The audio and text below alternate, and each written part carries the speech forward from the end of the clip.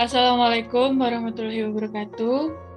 Kami dari kelompok B8, Statistika Lingkungan kelas B, ingin mempresentasikan hasil dari kerja kelompok kami mengenai kandungan seng yang berada di Sungai Winongo.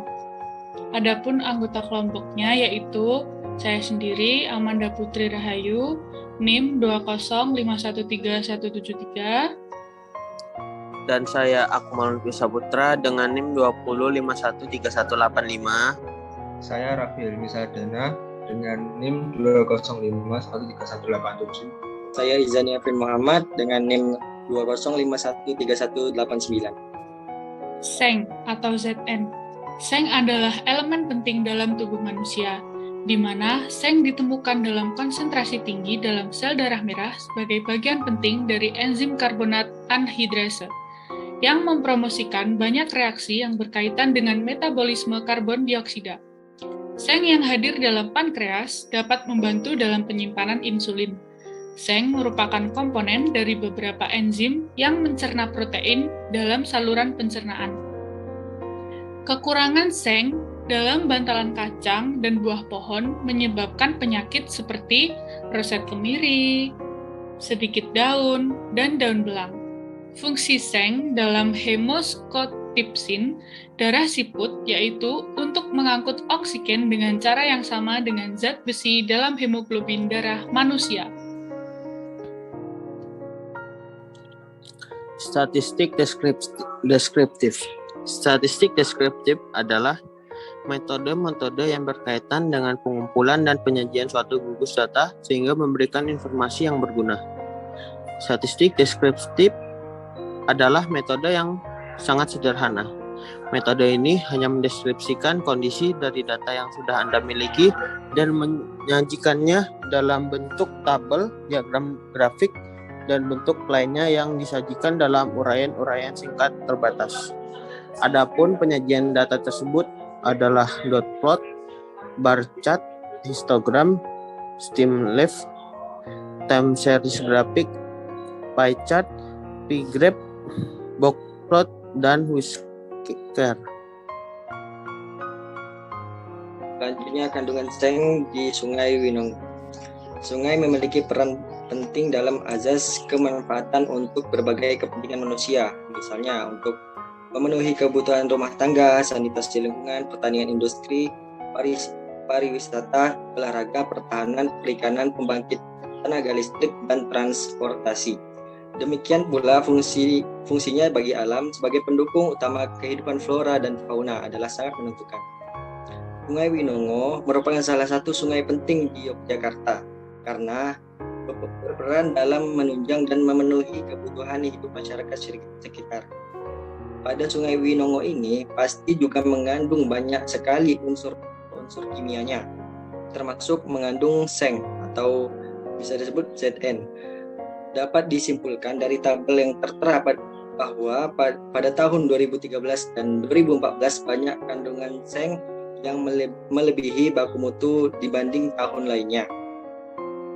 Bar chart merupakan salah satu bentuk grafik yang digunakan untuk membandingkan data antar variabel dan melihat frekuensi atau besaran dari variabel tersebut. Bar chart dapat disajikan dalam bentuk vertikal maupun horizontal. Dan berikut adalah contoh tabel kandungan seng atau ZN di tahun 2013.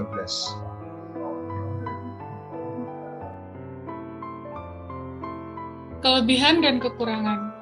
Adapun beberapa kelebihan menggunakan bar chart yaitu yang pertama, mempermudah pembaca dalam melihat informasi yang ada. Yang kedua, menyajikan data lebih lengkap karena terdiri dari open, high, dan low. Dan yang terakhir yaitu proses penggunaan bar chart mudah karena panjang dan pendek balok dapat disesuaikan dengan kebutuhan. Adapun kekurangannya yaitu jika warna pada bar chart sama akan menyulitkan pembaca, dan yang kedua yaitu hubungan setiap balok tidak jelas.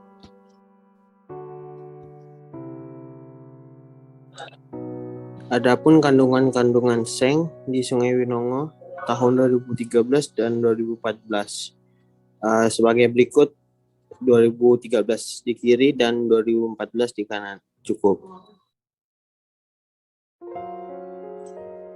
Selanjutnya kandungan seng di Sungai Winongo tahun 2015 dan 2016. Berikut kedua tabel kandungan ZN pada tahun 2015 dan 2016 bisa dilihat.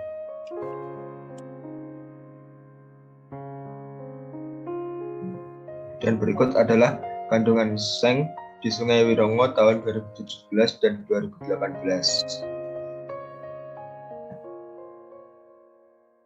Berikut merupakan tabel data kandungan seng di Sungai Winongo pada tahun 2019 dan 2020. Jadi kesimpulan datanya tersebut adalah pada data yang telah disampaikan dapat disimpulkan jika kandungan seng atau ZN di Sungai Winongo yang diambil di 8 titik ini yang paling tinggi adalah pada data di tahun 2013 pada pengambilan sampel di titik 1 dan di titik 6 di periode 1 yaitu 0,04 mg per L yang hampir menyentuh angka baku mutu yaitu 0,05 mg per L, dan dari penggunaan bar chart tersebut dapat memudahkan kita untuk membaca data yang diberikan atau diperoleh. Selanjutnya penjelasan tentang nilai minimum, Q1, median, Q3, dan nilai maksimum. Untuk pada tahun 2013 nilai minimumnya 0,01, Q1-nya 0,01, mediannya 0,01, Q3-nya 0,02, dan nilai maksimumnya 0,03. Pada tahun 2014 nilai minimumnya 0,01, Q1-nya 0,01, mediannya 0,01, Q3-nya 0,015, dan nilai maksimumnya 0,04. Untuk 2015 nilai minimumnya 0,02, satunya 0,025, medianya 0,03, Q3-nya 0,035, dan nilai maksimumnya 0,04. Selanjutnya untuk tahun 2016 nilai minimumnya 0,01, Q1-nya 0,05, medianya 0,09, Q3-nya 0,145, dan nilai maksimumnya 0,02. Selanjutnya untuk 2017 nilai minimumnya 0,03, Q1-nya 0,03, medianya 0,03, Q3-nya 0,04, dan nilai maksimumnya 0,05. Selanjutnya pada tahun 2018 nilai minimumnya 0,04, Q1-nya 0,045, medianya 0,5, Q3-nya 0,058, dan nilai maksimumnya 0,66. Selanjutnya untuk tahun 2019 nilai minimumnya tidak ada, kemudian Q1-nya 0,024, medianya 0,0048, Q3-nya 0,0079, dan nilai maksimumnya 0,011. Dan terakhir untuk tahun 2020 nilai minimumnya tidak ada, Q1-nya 0,00235, medianya 0,0047, Q3-nya 0,0047, dan nilai maksimumnya 0,0047.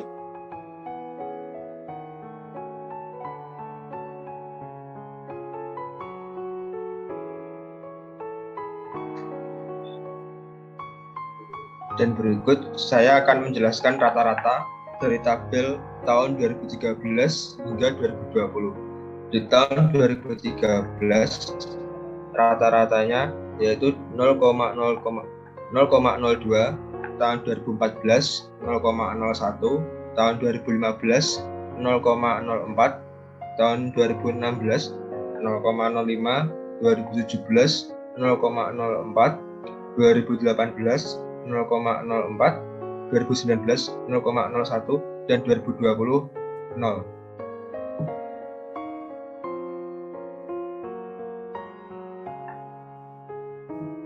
Berikut data kemencengan dan data simpangan pada tahun 2015, 2017, dan 2019. Pada tahun 2012 mengalami kemencengan yaitu sekitar 0,415. Pada tahun 2017 yaitu 0,877, dan 2019 yaitu 3,422. Untuk kesimpangan pada tahun 2015 ini datanya yaitu 0,048, untuk tahun 2017 0,015, untuk 2019 yaitu 0,013. Berikut adalah tabel di tahun 2015 dan 2017. Cukup. Berikut tabel untuk tahun 2019 mengenai tabel box dan plots. Demikian penjelasan dari kelompok kami. Apabila ada salah kata ataupun lainnya, kami mohon maaf. Kurang lebihnya mohon maaf. Kami akhiri, wabillahi taufiq wal hidayah. Wassalamualaikum warahmatullahi wabarakatuh.